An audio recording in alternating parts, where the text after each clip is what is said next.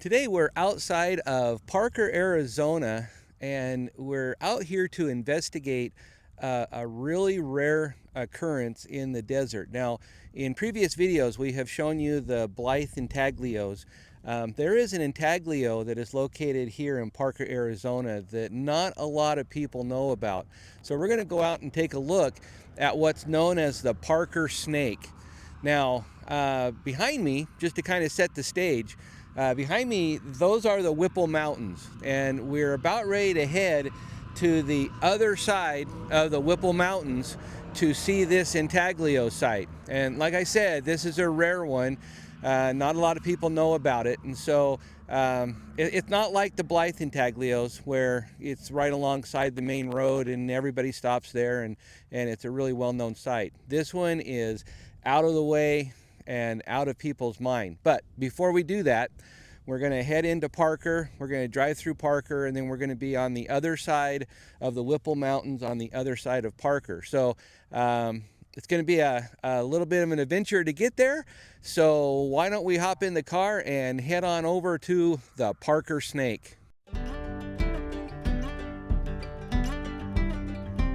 As we make the turn from Earp, California, the Colorado River Bridge comes into view. The bridge, completed in 1908, spans the Colorado River at Parker, Arizona, and was part of the original Arizona and California Railway, a branch of the Atchison, Topeka, and Santa Fe Railroad. The railroad played a key role in the development of Parker. It needed an operations center for the line, and the most likely place was where the rail crossed the Colorado River. This point was in the middle of the Colorado River Indian Reservation. The U.S. Congress stepped in and deeded 1 square mile of the Colorado River Indian Reservation land to the railroad. This became the town site of Parker.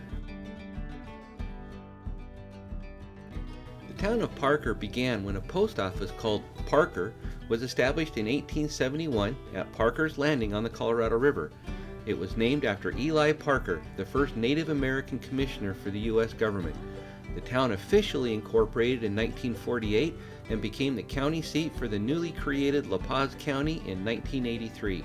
It serves as the seat of government for the Colorado River Indian tribes associated with the Colorado River Indian Reservation.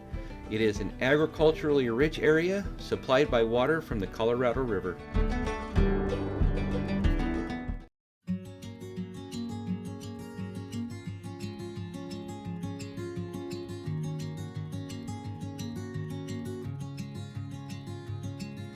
The prominent mountain in the distance is Black Peak. It has an elevation of 1,665 feet. However, it rises over 800 feet from the desert floor, making it quite distinctive. It is made from black basalt rock and is the main westernmost peak of the Buckskin Range, set apart a few miles from the main bulk of the range. The peak is easily identified in the area because of the radio transmission towers. I have to watch the road now as the potholes are trying to swallow our car. Well, as an unexpected little treat on our way out to see the Parker Snake, we found pea on the mountain. We found the Parker pea on the mountain. I was not expecting to see the giant pea on the mountain today, so we're actually driving right by the Parker pea. So if you ever get down here in Parker, Arizona, make sure that you stop and you see the sights out here in the middle of the desert, the Parker pea. The pea was created by painting the black basalt rocks white decades ago to designate the town of Parker. It was an annual Parker High School tradition to repaint the pea at the end of each school year until sometime in the 1970s, when access to the pea was restricted, as Black Peak is considered sacred to the Indian tribes of the area.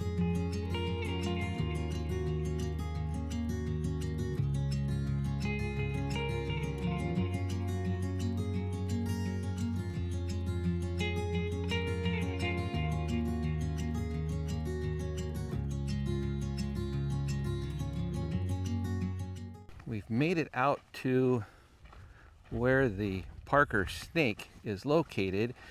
Looks like we have a little bit of a walk up through this area, and it is listed looks like we're in the right spot. It is listed as an archaeological site. So we're going to proceed on up the trail here. The fence is open, and there it looks like a fairly well established trail. So we're going to hike on up the trail.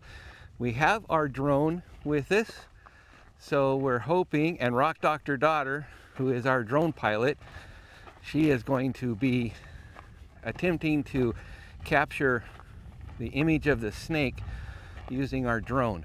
So we got to get over to it first. Doesn't look like it's very far on Google Maps. So the site is protected. However, there is no fence around this intaglio.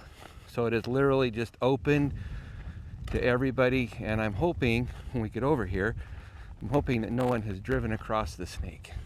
So we'll take a look when we get over here. Here is a circle. Anything that you see out here as far as rock alignments very well could be part of the archaeological site. In our first attempt, we almost walked by the snake. If it would have been a snake, which it is, it's called the Parker snake, it would have reached out and bit us. But it is literally right in front of us here on the ground. And I know it's really difficult to see. I'm going to try to avoid it, but it is right in front of me here. Right here on the ground. And you can see what's known as the Parker snake. And I'm not going to get too close. I don't want to disturb it. We'll walk on up the right-hand side of the snake now. This looks like the head. Just here on the surface, it kind of has a triangular shape. And then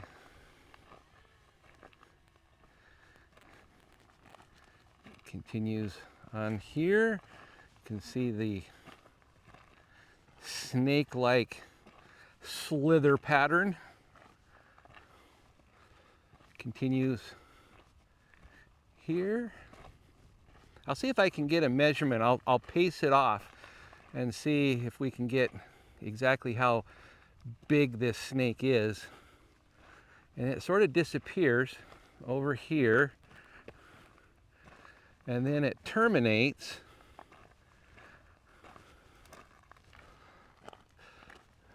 further up here where it looks like someone has placed two rocks on the ground. So, well, it looks like someone has placed two eyes, and they have put the little tongue out. So based off of that, I am assuming then that this is the head of the snake. So what I showed you before, just disregard. That was the tail. Can't really see any sort of rattles or anything like that, but I'm assuming that since someone has put out those rocks and a little tongue-like thing, that is going to be the head of the snake. Really hard to see, but I'm actually really impressed that it has not been destroyed, disturbed, driven over, manhandled. So it is still pretty much intact. But like I said, we are out in the middle of nowhere here. There is just not a lot around us here. You're out in the middle of the desert.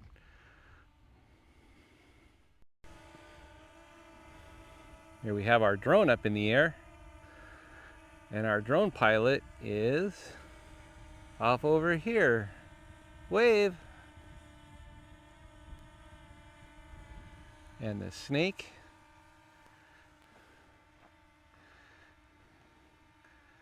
goes right on up this flat surface.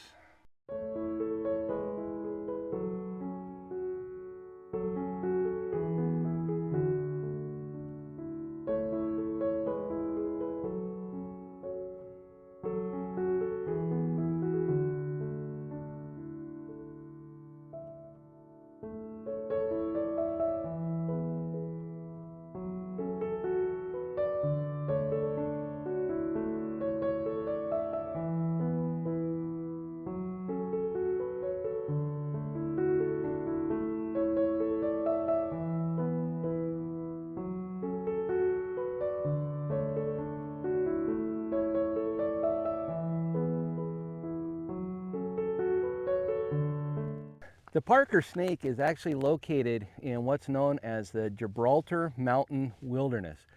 Yes, looking around, this is a wilderness area. It was established in 1990 and protects tens of thousands of acres out here in the Mojave Desert. Now behind me, this is what's known as the Buckskin Mountains, and if you follow it, they will eventually turn into the Whipple Mountains in California. And the Parker Snake sits literally right on the edge of the Buckskin Mountains here in the Gibraltar Mountain Wilderness. Now, all of the black rock that you can see around us here, this is all basalt, very similar to the type of rock that you see being erupted out in Hawaii. And also, if you ever travel up in the Flagstaff, Arizona area, it's also the type of rock that you see up in the Flagstaff area, which is associated with the San Francisco volcanic field. This basalt is around 2 million years old, give or take a few years.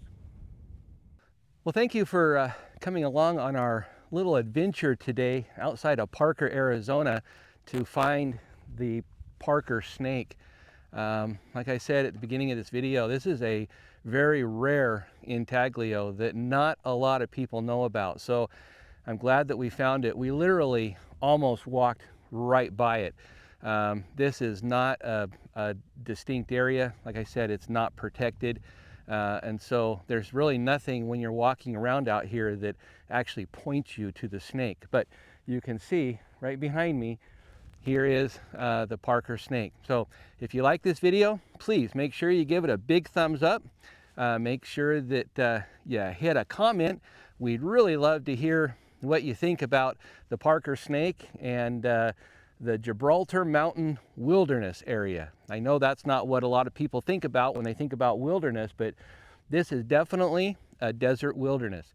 So make sure you hit the thumbs up, make sure you leave us a comment, and most importantly, please subscribe. Our gem collection of all of you followers are rising slowly, so we're trying to get followers, so make sure you hit that big subscribe button for us. We really would appreciate it. Well, until next time, don't take a trip, let the trip take you. I'll be seeing you on down the road. The night's young, it has just begun. As she puts her hand in